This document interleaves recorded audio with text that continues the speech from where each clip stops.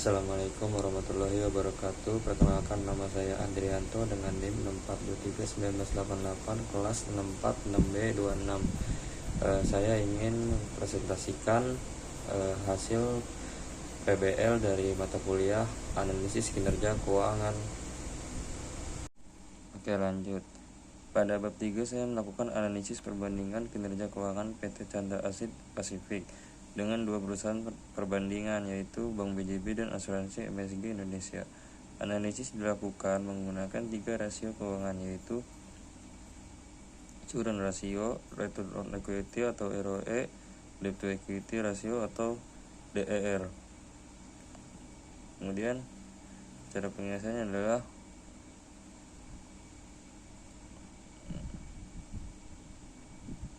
langkah pertama adalah membuka set input data, kemudian memasukkan data laporan keuangan selama tahun 2020 sampai 2024 yang terdiri dari current aset, current liabilitas,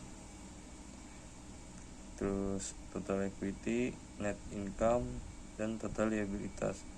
Data tersebut diperoleh dari annual report masing-masing perusahaan. Setelah seluruh data dimasukkan, maka set berikutnya seperti rasio consolidation, benchmark, terus heat map, dan dashboard akan menghitung secara otomatis hasil. Kemudian setelah sudah mencapai dashboard, diperoleh dari hasil bahwa current rasio PT Chandra Asri tahun 2024 sebesar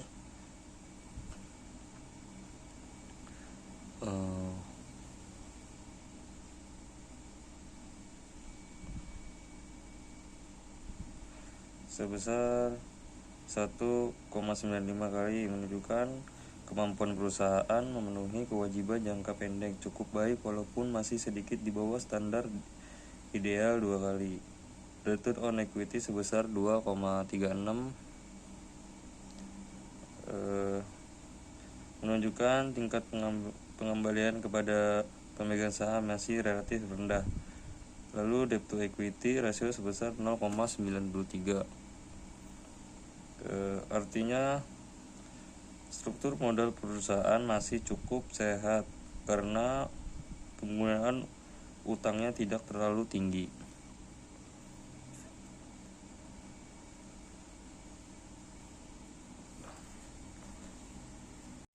Lanjut bab 4.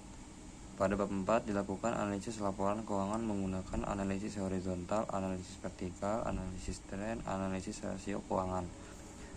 Cara pengisiannya adalah ke raw data.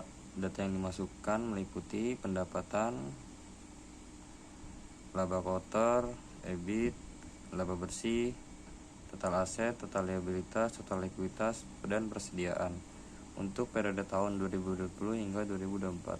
Setelah data selesai diinput, maka seluruh set analisis akan terisi secara otomatis juga.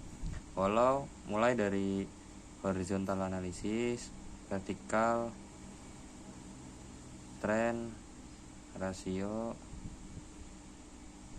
lalu summary. Pada bab 4 ini pendapatan perusahaan mengalami fluktuasi selama 5 tahun terakhir.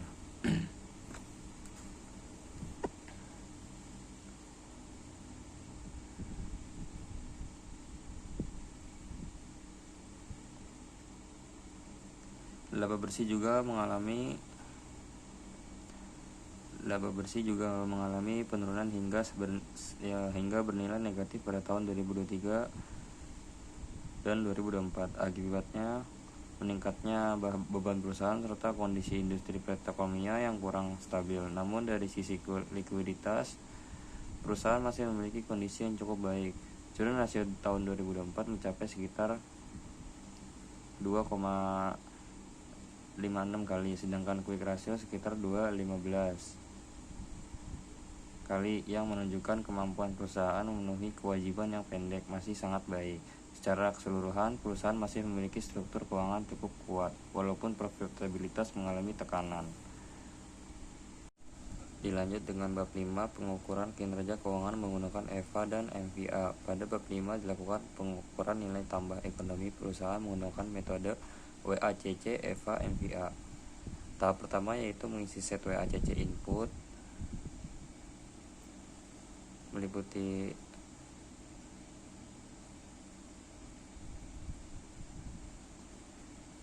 risk-free rate, beta, equity risk premium, cost of debt,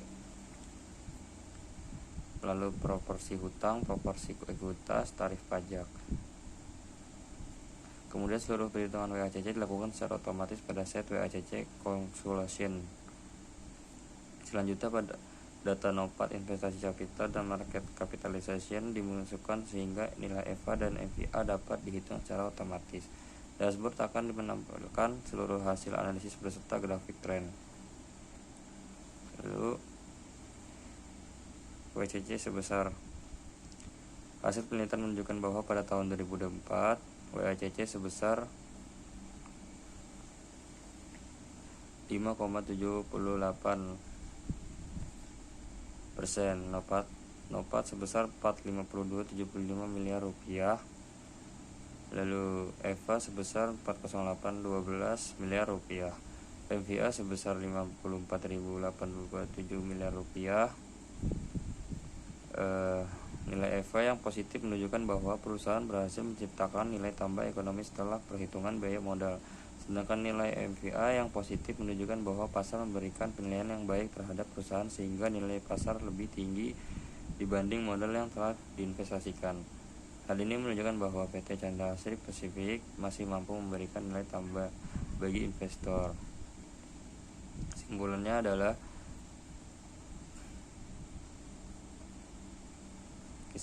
adalah hasil benchmarking menunjukkan PT Chandra Asri memiliki tingkat likuiditas yang cukup baik dan struktur modal yang sangat sehat, meskipun tingkat profitabilitas masih rendah dibandingkan perusahaan perbandingan. Kedua, analisis laporan keuangan menunjukkan bahwa perusahaan mengalami fluktuasi pendapatan dan penurunan laba bersih. Ketiga, berdasarkan metode EVA dan MVA, perusahaan berhasil menghasilkan EVA dan MVA yang bernilai positif. Hal ini menunjukkan bahwa perusahaan masih mampu menciptakan nilai ekonomi bagi pemegang saham serta memperoleh kepercayaan dari pasar. Dengan demikian, secara keseluruhan PT Chandra Asri Pacific masih memiliki kinerja keuangan yang cukup baik meskipun menghadapi tantangan pada aspek profitabilitas. Lanjut bab 6, yaitu analisis prediksi kebangkrutan atau financial distress pada PT Chandra Asri Petrokimia atau TPIA. Di sini saya membandingkan dua model prediktif populer, Altman Z-score modifikasi dan Springett S-score untuk melihat sejauh mana tingkat resiko finansial perusahaan selama 5 tahun terakhir. Kemudian lanjut ke spreadsheet. Cara pengisiannya: ke data input, masukkan data laporannya, keuangan mentah TPIA yang dibutuhkan seperti aset lancar, total aset, laba ditahan, EBIT, modal kerja, dan total liabilitas. Kemudian ke set variabel. Cara pengisiannya: rumus di set ini akan otomatis menghitung rasio keuangan pendukung seperti X1 hingga X4 untuk Altman dan A hingga D untuk Springett. Kemudian set Altman dan Springett ini nilai skor akan terhitung otomatis juga berdasarkan koefisien model masing-masing. Lalu ke set konversi dashboard. Kedua ini tinggal melihat perbandingan klasifikasi zona aman, gray area, atau bangkrut yang tersaji secara otomatis melalui traffic light system. Kesimpulannya adalah berdasarkan hasil analisis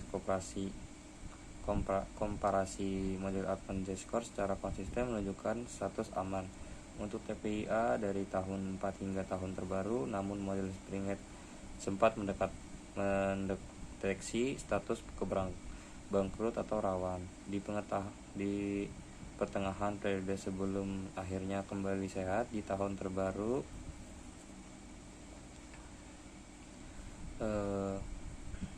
Perbedaan ini terjadi karena Springer sangat sensitif terhadap fluktuasi profitabilitas operasional atau EBIT, sedangkan Altman lebih berfokus pada struktur modal atau total likuiditas.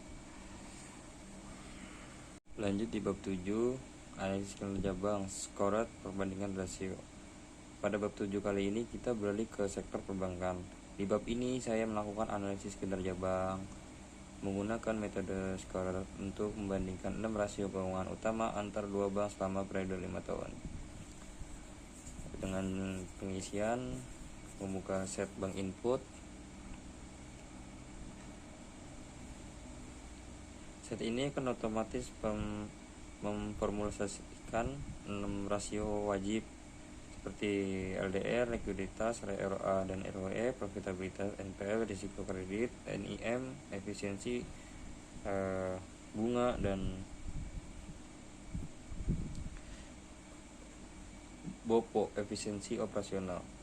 Set scored atau dashboard diisikan batas standar penilaian. Scored dan dashboard nih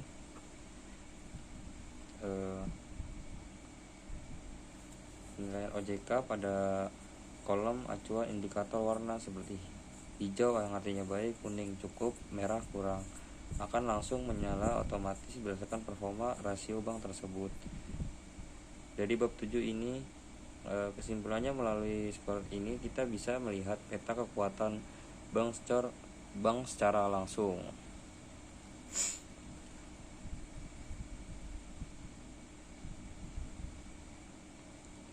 Secara langsung dan visual. Bank yang memiliki indikator dominan hijau menunjukkan manajemen aset dan risiko yang prima sesuai standar OJK. Sebaliknya, rasio yang berwarna merah, misalnya BOPO yang terlalu tinggi atau NPL di atas 5%, menjadi alarm utama bagi manajemen untuk segera melakukan efisiensi operasional dan memperketat penyaluran kredit.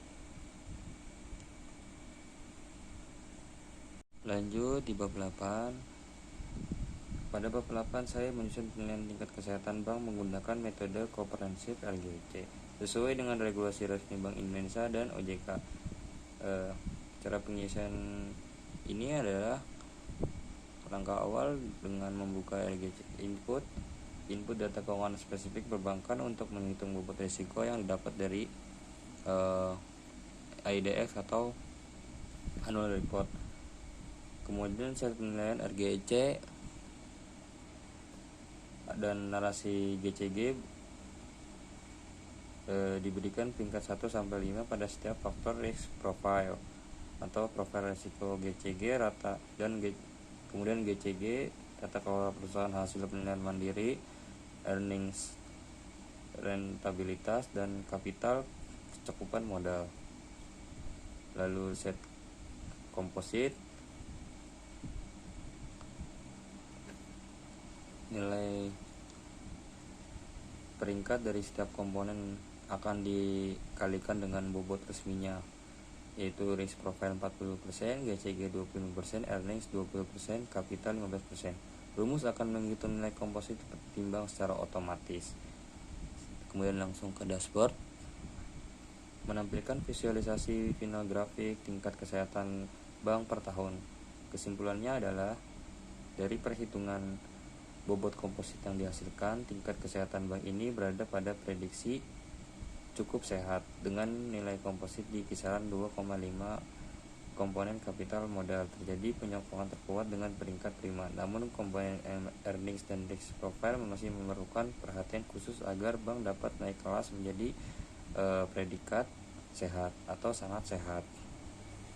Dan lanjut di bab 9 saya melakukan analisis regresi untuk menguji secara statistik beberapa besar pengaruh tingkat inflasi sebagai variabel independen terhadap metrik kinerja keuangan PT Chandra Asri Pasifik atau TPIA sebagai variabel dependen. Cara pengisian template, kita awal-awal membuka data regresi, masukkan data historis tahunan untuk angka inflasi X dan variabel keuangan perusahaan Y. yang didapat dari annual report saham atau PT Chandra Asri Pacific. Lalu ke set regression output.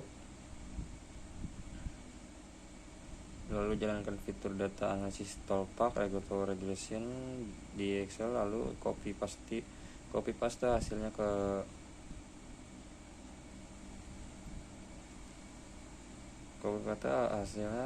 untuk memunculkan nilai R-square, signifikan F, dan koefisien regresi secara otomatis. Sini secara otomatis. Lalu ke set scatter dashboard. Grafik scatter plot akan terbentuk secara otomatis untuk memperlihatkan arah tren hubungan kedua variabel. Kemudian ini hasilnya. Jadi kesimpulannya adalah inflasi memiliki pengaruh negatif yang signifikan terhadap profitabilitas setiap pihak. Ketika inflasi melonjak, beban pokok penjualan meningkat lebih cepat daripada penyesuaian harga jual produk, sehingga menekan margin laba bersih perusahaan. Dilanjut dengan bab 10, exposure valuta asing atau foreign exchange stress test.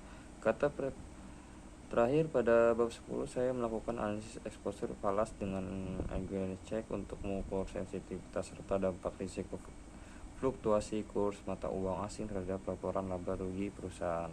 Cara pengisiannya adalah ke set exposure dan historic scores, input posisi aset dan liabilities dalam mata uang yang falas, serta data pergerakan kurs historis sini.